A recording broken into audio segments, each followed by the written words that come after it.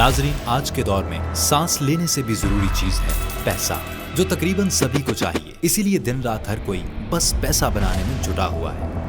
मगर क्या आप जानते हैं कि आपको अमीर या गरीब बनाने वाला ये पैसा खुद कैसे बनता है? नाजरीन, दुनिया भर के तमाम करेंसी नोट बज़ाहिर तो कागज के बने हुए होते हैं, मगर ये कागज आम कागज से बहुत खास होता है, जो आला मयार की कपास और लाइनन को मिलाकर तैयार किया जाता है। एक नोट में 75% कॉटन और 25% लाइनन का इस्तेमाल होता है। तो चलिए अब आपको बताते हैं कि आखिर दुनिया को अपने पीछे भगाने वाला ये पैसा आखिर तैयार कैसे होता है।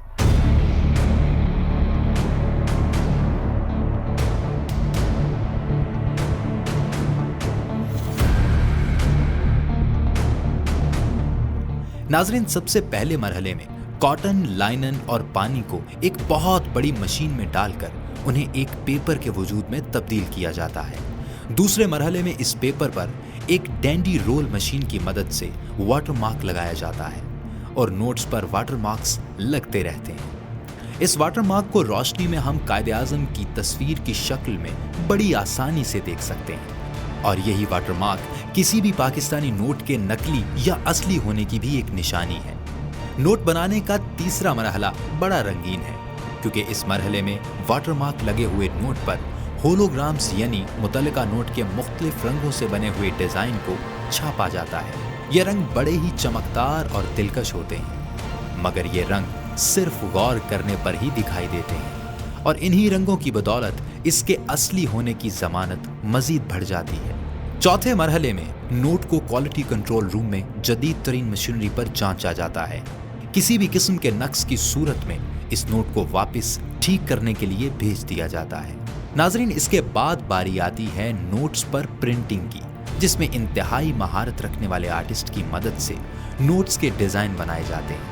फाइनल डिजाइन शुदा नोट्स में रंग भरने के लिए उन्हें अगले मरहले की जानिब मुंतकिल कर दिया जाता है, जहां नोट्स पर मुख्तलिफ रंगों की इंक से नोट को इंतहाई रंगीन और खूबसूरत बनाया जाता है।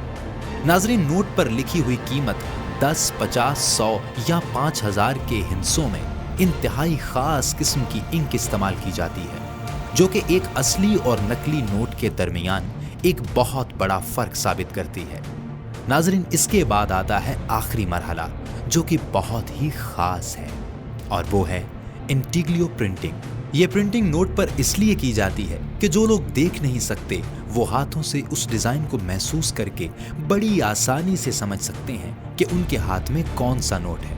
नाजरीन, इसके बाद तमाम नोटों को बंडल्स की शक्ल में तैयार करके रैप कर दिया जाता है और फिर इन्हें हिफाजत से स्टेट बैंक ऑफ पाकिस्तान पहुंचा दिया जाता है। नाजरीन, आपके दिल में ये ख्वाहिश जरूर आई होगी कि काश मैं भी नोट छापने वाली फैक्ट्री में काम करता होता और अपने लिए नोट इकट्ठे करता रहता, मगर ऐसा हरगिज भी मुमकिन नहीं है, क्योंकि नोट बनाने का ये सारा प्रोसीजर इंतहाई हाई अलर्ट सिक्योरिटी सिस्टम की ज़ेरे निगहदाश्त किया जाता है और यहाँ पर काम करने वाले सभी वर्कर्स की फैक्ट्री से बाहर निकलते हुए रोजाना बड़ी सख्त चेकिंग की जाती है। तो नाजरीन, उम्मीद करते हैं कि आपने आज की हमारी इस वीडियो में नोट के बनाए जाने के एक एक मरहले को अच्छी तरह से नोट कर लिया होगा। इस वक्त मैं करेंसी गैलरी में मौजूद हूँ, जहाँ पे पाकिस्तान में यूज होने वाली करेंसी नोट्स जहाँ से शुरू हुए थे वहाँ से आगाज हुआ है जी इस करेंसी गैलरी का। लेकिन उससे पहले 1947 में जब पाकिस्तान का कयाम हुआ तो हमारे पास अपनी कोई करेंसी प्रिंट करने का निज़ाम जो था वो मौजूद नहीं था। तो डिसाइड ये हुआ कि रिजर्व बैंक ऑफ इंडिया ही पाकिस्तान की करेंसी छापेगा, लेकिन उसके ऊपर लिखा होगा हुकूमत पाकिस्तान। और इसके बाद फिर 1948 में पहली बार पाकिस्तान ने अपनी करेंसी इंग्लैंड की कंपनी डेलारू से प्रिंट करवाई, जो करेंसी आप यहाँ पर देख रहे हैं। इससे पहले कायदे-आज़म की तस्वीर के बगैर जो है पाकिस्तान के करेंसी नोट्स जो हैं वो छपते रहे, लेकिन पहली बार 1957 में 100 रुपए के नोट पे कायदे-आज़म की तस्वीर जो है वो प्रिंट की गई। और उसके बाद जो पाकिस्तानी रुपए की एवोल्यूशन हम कह सकते हैं, उसके बाद आपको नज़र ही आ रहा है कि हर नोट पे कायदे-आज़म की तस्वीर जो है वो छापी गई। 1964 में पहली बार 500 रुपए की करेंसी जो है पाकिस्तानी रुपए की वो छापी गई और उस पे स्टेट बैंक ऑफ पाकिस्तान की जो इमारत थी उसकी तस्वीर जो है वो भी छापी गई और इस पे 3 ज़बानें मेंशन थी, इंग्लिश, उर्दू और बंगाली। थोड़ा सा आगे बढ़ते हैं जी। यहाँ पे मुझे 1000 रुपये का नोट नज़र आ रहा है। 1000 रुपये का नोट पहली बार जारी किया गया था जी 1988 में। ठीक है जी, 1000 रुपये के बाद इसकी शक्ल तब्दील होती रही, करेंसी की शक्ल तब्दील होती रही और सबसे बड़ी डिनोमिनेशन अब तक हमारे पास है जी 5000 रुपये की, जो कि यहाँ पे मौजूद है।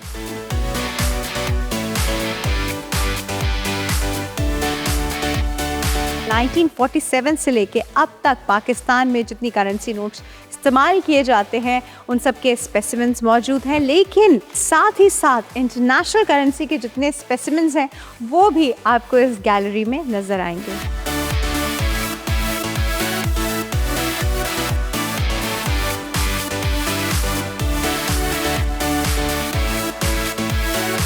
अच्छा जी, टेक्नोलॉजिकल जर्नी के बारे में थोड़ा सा जान लेते हैं। आप मेरे पीछे जो मशीन देख रहे हैं इस पे पहले पाकिस्तानी नोट, करेंसी नोट जो थे वो छापे जाते थे। इसके बाद आप ये डीफेसिंग मशीन देख रहे हैं जहाँ पे पुराने सॉइल नोट्स को जो है वो डिस्ट्रॉय किया जाता था पुराने वक्त में, लेकिन अब ये एक नई टेक्नोलॉजी आ गई है कि अब जो है इस तरह के नोट्स को यहाँ पे श्रेड किया जाता है। तो ये श्रेडिंग मशीन्स हैं, श्रेड करके जी इनका एक बॉक्स या बॉल सी बना दी जाती है जो कि सामने मौजूद है।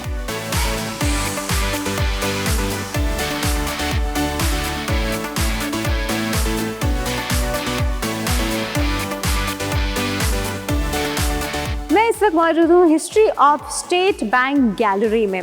अच्छा, यहाँ पे वैसे तो बहुत सारा डॉक्यूमेंटेशन इस वक्त आपको यहाँ नज़र आ रही होगी। हमारे सामने जो एक दीवार है उसमें नज़र आ रहा है कि मुख्तलिफ अदवार में जो स्टेट बैंक ऑफ पाकिस्तान में डेवलपमेंट्स हुई हैं उसकी एक पूरी हिस्ट्री आपको सामने वॉल पे नज़र आ रही है, लेकिन साथ ही साथ 2 बड़ी ख़ास चीज़ें यहाँ मौजूद हैं। यहाँ मेरे राइट साइड पे मौजूद है जी एक जर्नल जो कायदे आज़म मोहम्मद अली जिन्ना के शेफ़ ने प्रिपेयर किया हुआ है। हर रोज़ डेली बेसिस के हिसाब से जो उनके किचन के अखराजात होते थे वो जी इसमें मेंशन है। दूसरी बड़ी इंपॉर्टेंट चीज़ जो है वो मेरे सामने मौजूद है। कायदे आज़म मोहम्मद अली जिन्ना ने जब पहला अकाउंट अपना HBL में खोला था तो उसकी डॉक्यूमेंटेशन और पहला चेक जो है यहाँ पे मौजूद है।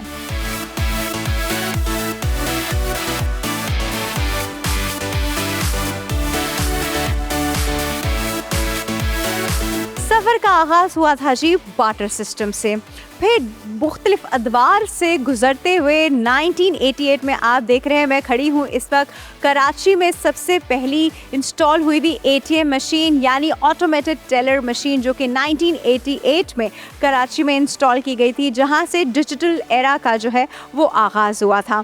इसके बाद अगर हम थोड़े से और आगे जाएँ तो मुझे पॉस मशीन्स नज़र आ रही हैं जो कि स्लोली ग्रेजुअली अब हमारी ज़िंदगी का बड़ा इंपॉर्टेंट हिस्सा है। पहली बहुत बड़ी पॉस मशीन्स होती थी और ऑब्वियसली टाइम के साथ जो है वो बड़ी एक्यूरेट और बड़ी छोटे साइज़ में भी अब नज़र आती हैं हमें। इसमें जी मुझे डिफरेंट कार्ड्स नज़र आ रहे हैं जिसमें हमारे डेबिट कार्ड्स भी हैं, क्रेडिट कार्ड्स भी हैं, जो कि एक जदीद पेमेंट का एक तरीका है जो कि आजकल आप और मैं इस्तेमाल कर रहे हैं। इस वक्त हमारे साथ state bank of Pakistan museum के गैलरी ऑफिसर जिब्रान अली साहब मौजूद हैं। इनसे बात करते हैं, इनसे इस म्यूजियम की इम्पोर्टेंस के बारे में जानते हैं। अस्सलाम वालेकुम। वालेकुम अस्सलाम। कैसे हैं आप? अल्हम्दुलिल्लाह। इस म्यूजियम की इम्पोर्टेंस के बारे में बताइए। ये पाकिस्तान में अपनी तर्ज का वाहिद मनी म्यूजियम है जो कि कायम है एक हेरिटेज बिल्डिंग में, एक हिस्टोरिक बिल्डिंग जो कि इंपीरियल बैंक ऑफ इंडिया के लिए इस्तेमाल की गई 1920s में। और इसके बाद जब इस म्यूज़ियम यहाँ इस्टेब्लिश हुआ तो इस हेरिटेज बिल्डिंग को भी प्रिजर्व किया गया। फिर साथ ही यहाँ पे हिस्ट्री ऑफ स्टेट बैंक और जो पाकिस्तान के मालियाती निज़ाम है उसको भी प्रिजर्व किया गया है। जो स्टार्ट करते हैं हम कॉइनेज से, तो यहाँ पे आपको ओल्ड कॉइन्स देखने को मिलेंगे 6th सेंचुरी BCE से up to the coins of Pakistan. तो यहाँ पे तमाम ओरिजिनल कॉइन्स की कलेक्शन मौजूद है। और जो सेंट्रल हॉल है म्यूज़ियम का, ये टेम्प्रेरी एग्जीबिशंस के लिए जो क्वार्टरली बेसिस या डिफरेंट ओकेशंस के अकॉर्डिंग एग्जीबिशंस यहाँ प्लान की जाती हैं। और इस म्यूज़ियम की खासियत ये है कि यहाँ पे ये जनरल पब्लिक के लिए भी ओपन है फ्रॉम मंडे टू सैटरडे और 9 to 5 हमारी टाइमिंग है। और इस दौरान कोई भी CIC होल्डर यहाँ पे इस स्टेट बैंक म्यूज़ियम का विजिट कर सकता है फ्री ऑफ कॉस्ट। कोई टिकट्स नहीं है, कोई चार्जेस नहीं है यहाँ विजिट करने के। जबरदस्त। और जो फॉरेन टूरिस्ट नहीं कर सकते हैं, उनके पास तो NIC नहीं होगा, बिल्कुल पासपोर्ट लेकर वो आए। अपने पासपोर्ट की कॉपी है। ज़रूर यहाँ शो करें और उसके बाद फिर वो ज़रूर विजिट कर सकते हैं। यहाँ पे स्कूल के स्टूडेंट्स को भी प्रॉपर्ली गाइडेड टूर यहाँ पे दिया जाता है कि जब विजिट Perfect. करते हैं।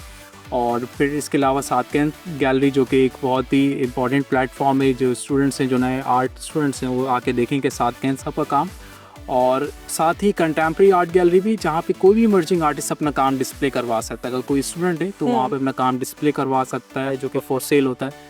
और लास्ट में एक चीज़ ऐड करना चाहूँगा, जैसे हम डिफरेंट म्यूज़ियम विजिट करते हैं तो ये म्यूज़ियम फुली एक्सेसिबल भी है हर तरह की स्पेशल नीड्स के लिए।